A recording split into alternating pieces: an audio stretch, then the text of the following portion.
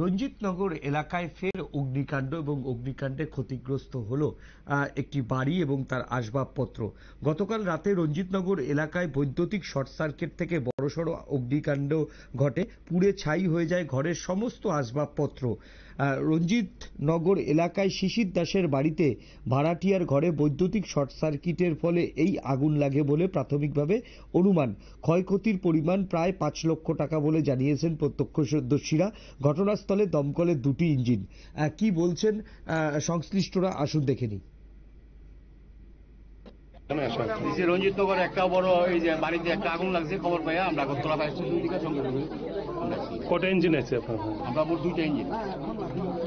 কিসের থেকে লাগছে বলে প্রাথমিক ইলেকট্রিক শর্ট সার্কিটে সম্ভব।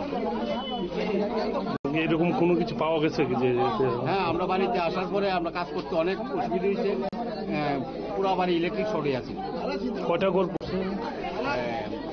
মোট 2টা রুম আছে এখানে, একটা এল সিস্টেম, একটা ঘর। প্রাথমিক পর্যায়ের ক্ষয়ক্ষতির পরিমাণ কিরকম হতে পারে? অনুমানিক লাখ 5 টাকা ঘর, মালপত্র নেই। আপনার নামটা? আমার নাম লিডিং ফায়ারম্যান গ্রুপ অপারেশন। আপনারা শুনলেন যে দমকলের পক্ষ থেকে আনুমানিক ক্ষয়ক্ষতির পরিমাণ 5 লক্ষ টাকা বলা হয়েছে এবং সেই সঙ্গে শর্ট সার্কিট থেকেই এই অগ্নিকাণ্ড ঘটেছে বলে কিন্তু প্রাথমিকভাবে অনুমান দমকল কর্মীদের।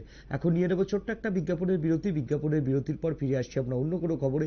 সঙ্গে থাকুন নিউজ ভ্যানগার্ডের পর্দায়।